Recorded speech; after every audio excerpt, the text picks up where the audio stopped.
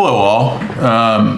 I decided to start this podcast show, which I am calling the Real Estate Show, because I actually spent a lot of time in the real estate industry. I have a degree, which I don't really like to toot my horn about or anything, but this is my expertise, and so I felt I should share some of my experiences about real estate with you all, because we're entering a little bit of a strenuous time with real estate, and that means that there's a lot of ways that you can get stung. But I went to school and got a degree in real estate analysis. I have a concentration, what they call it. It was a relatively prestigious polytechnic school, and my concentration was in real estate investment analysis, and then also in contract law, a separate concentration, which kind of puts me in between a Bachelor of Science and a master's degree in those subjects. It's not quite to a master's degree, so I don't ever say that I have a terminal degree or anything, but I've been basically expanding on that knowledge since I think it was 1993 when I graduated. So I spent approximately 30 years in commercial investment real estate, and then I kind of expanded to mostly development sites, just because I was trying to ramp up the difficulty of what I was working on, make it more interesting. So I kind of learned most of the aspects of real estate, how to value it, how to sell it, how to purchase it, and have worked on just about every type of real estate or real estate interest, with the exception of mineral rights and water rights. I've never actually sold water rights, but those are very obscure. I've worked on I've tried to learn how those things are valued. It's quite tricky and varies from region to region. But when it comes to normal real estate, for me, normal means commercial investment real estate, or groups of homes. That is second nature to me at this point, and I don't have any trouble explaining how that works very quickly, or analyzing it very quickly, and trying. I've been told I'm relatively good at explaining complicated things to people that do not specialize in that. They need to know, because they don't want to make a mistake. And I'm really good at that. And I kind of feel like my calling in life is to help people avoid making financial mistakes, especially with real estate, because that's where my expertise lie. So I'm going to start this show, and I'll probably be interviewing experts in the field, and it'll make a difference who I actually bring on the show if you all tell me what you think, what types of experts you'd most like to hear from, because I know them. I know thousands of real estate experts and major players from all over the United States, and some international as well. But I'm still a consultant in real estate, mostly development sites. I can answer questions on that. And I can also speak competently about it. So we can kind of delve into many different subjects, and I'm going to let the audience dictate to some extent, where I go with this, whether it's just, chances are we're going to be talking a lot about the residential real estate market, because it's kind of in trouble right now. It's a strange situation. What happened was the interest rates increased in order to slow down inflation. The Fed was the main driver of that, increased interest rates. They had to control inflation, so you can't really fault them for doing that. And ultimately, that is what caused real estate to correct now. Although it's difficult to connect the dots for a lot of people, it takes a very long time for factors to influence the real estate market. even longer than I'll forecast a lot of the time. And I love an old saying that says it's not about the real estate industry, it's about Wall Street. But the saying is the graveyards of Wall Street are filled with people that were right too early.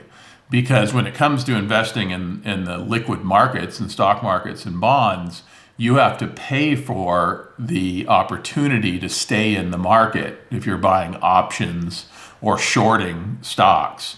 And that will wipe you out if you're right too early.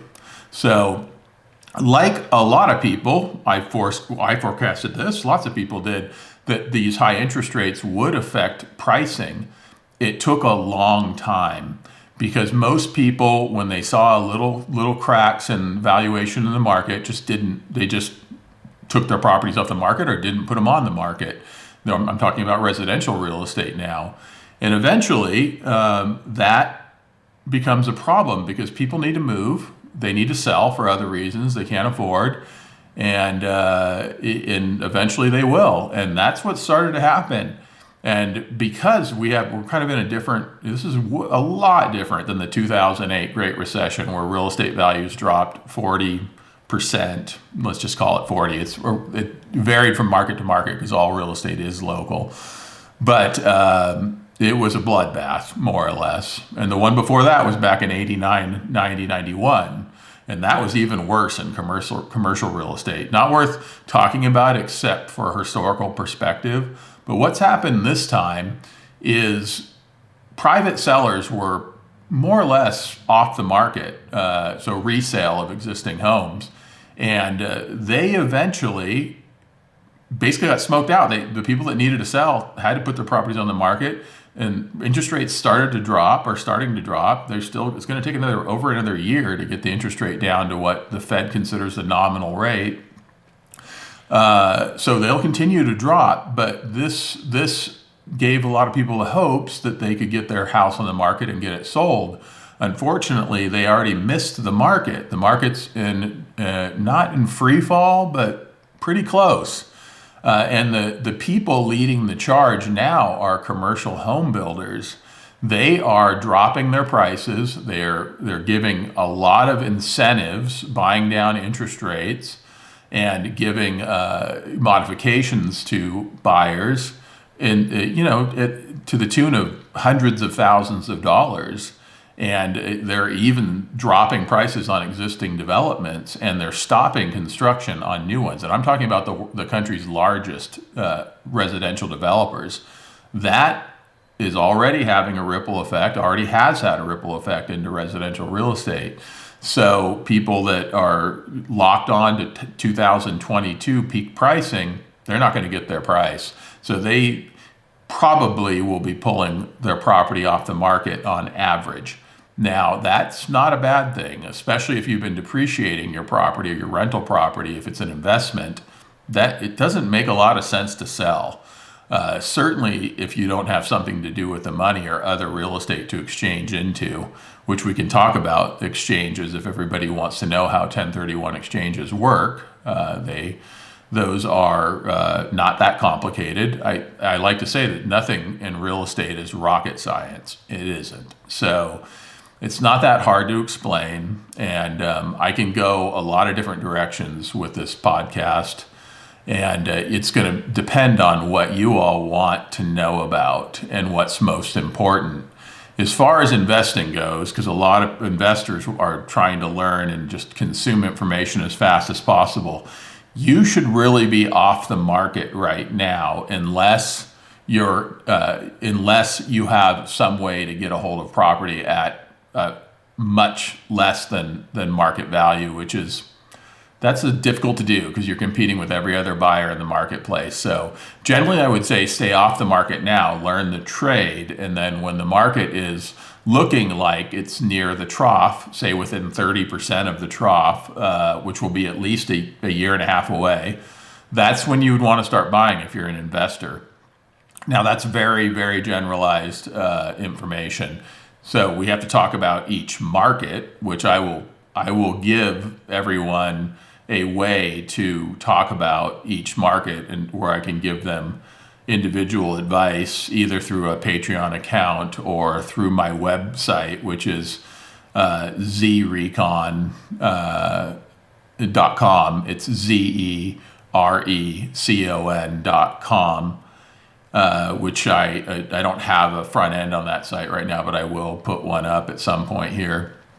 And then for now, YouTube comments would probably be the best place to reach out to me, because I really need to know what you all would like to see in this podcast, what types of experts you'd like me to bring on.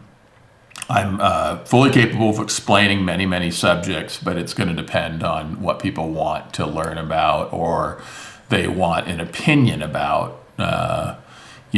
Opinions are, and forecasts are almost worthless, but learning more about the subject is what really happens when you hear somebody's opinion.